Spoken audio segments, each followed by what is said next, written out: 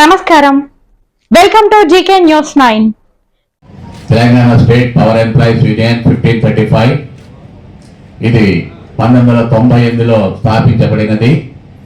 అయితే జియావుద్దీన్ గారు చీఫ్ గెస్ట్గా వచ్చినటువంటి సమావేశానికి వచ్చినటువంటి పత్రికా విలేకరులందరికీ కూడా మీ అందరికీ 1535 కరీంనగర్ రీజన్ తరపు నుంచి తెలంగాణ విద్యుత్ సంస్థలో ఎన్పిటిసిఎల్ అనేది చాలా పెద్దది కంపెనీ.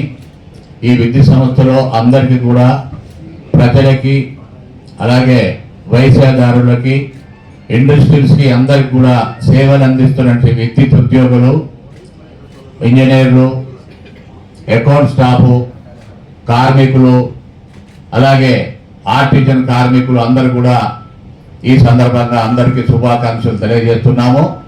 ముఖ్యంగా కరీంనగర్ రీజన్లో Telangana state power employees union 1535 region ఈరోజు ఫామ్ చేయటం జరిగింది.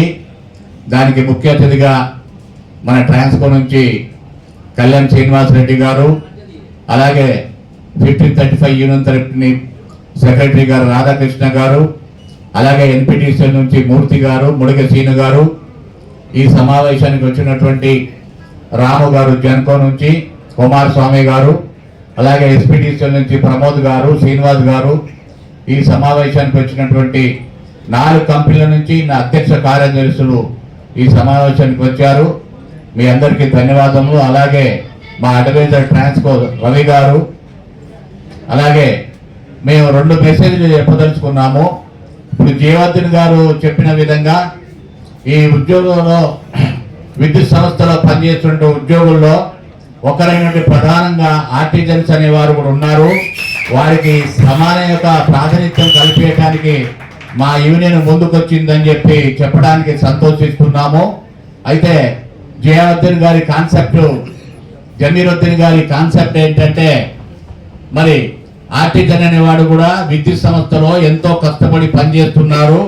వారు అందరితో ఓఎన్ఎం కార్మికులతో పాటు, లైన్ మెన్తో పాటు, అందరితో పాటు వారు కూడా కష్టించి పనిచేసి ఈ సంస్థని ముందడుగులో మరి వెళ్ళటానికి సహకారం ఇస్తున్నారు. కాబట్టి వారిని కూడా సమానమైనటువంటి హోదా కల్పించాలనే ఒక ఉద్దేశం మీద ఈరోజు తెలంగాణ బాడీలో మన చందర్ సింగ్ గారిని తీసుకోవడం జరిగింది. ఆర్టిజన్ తరఫు నుంచి వారికి ధన్యవాదాలు.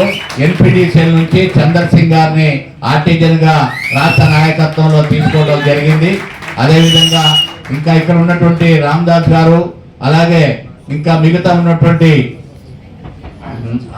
ఉన్నటువంటి నాయకులందరూ కూడా శుభాకాంక్షలు తెలియజేస్తూ 2 విషయాలండి. ఈ విద్యుత్ సంస్థలో 20,000 మంది ఆర్టిజన్ కార్మికులు ఉన్నారు. అలాగే 4,800 మంది జీపీఎఫ్ కి సంబంధించినటువంటి ఇంజనీర్లు కానీ, ఓఎన్ఎం కార్మికులు కానీ ఉన్నారు. వారికి 1-4 మరి 2004 నుండి ఖచ్చితంగా వాళ్ళకి ఈపీఎఫ్ నుంచి జీపీఎఫ్ చేయాలని మేము అడుగుతున్నాము. 31/8/2004 వరకు వాళ్ళకి జీపీఎఫ్ ఇవ్వాలి. కానీ అన్ని డిపార్ట్మెంట్లో ఇచ్చినా ఇక్కడ ఇవ్వలేదు ఇంతవరకు. ఈ యొక్క ఎలక్ట్రిసిటీ డిపార్ట్మెంట్లో వారు ఇవ్వమని అడుగుతున్నాము. అలాగే ఎన్నో సబ్ స్టేషన్లు పెరుగుతున్నాయి. ఏఓ పోస్టులు కానీ, ఓఎన్ఎం పోస్టులు కానీ, అలాగే ఇంజనీర్ పోస్టులు ఒకటే శాంక్షన్ ఇస్తున్నారు తప్ప మరి అకౌంట్ స్టాఫ్ పోస్టులు కానీ, ఓఎన్ఎం పోస్టులు కానీ శాంక్షన్ ఇవ్వటం లేదు. మా యూనియన్ డిమాండ్ ఏంటంటే ఖచ్చితంగా అన్ని రకాలైనటువంటి పోస్టులు కూడా శాంక్షన్ ఇవ్వాలి.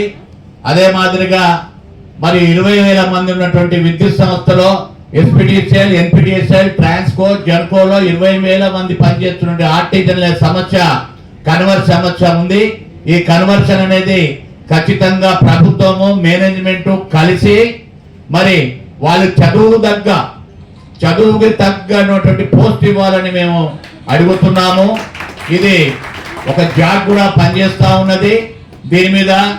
కాబట్టి ప్రభుత్వం తక్షణమే ఈ 4 సమస్యల మీద ఈపీఎఫ్ టు జీపీఎఫ్, అలాగే ఓఎన్ఎం కార్మికుల యొక్క, అలాగే అకౌంట్స్ కార్మికుల యొక్క సమస్యలు, అలాగే ఆర్టిజన్ కార్మికుల యొక్క సమస్యలు తక్షణమే పరిష్కరించాలని చెప్పి Telangana state power employees union తరపు నుంచి ప్రభుత్వానికి విజ్ఞప్తి చేస్తున్నాం. Thank you very much.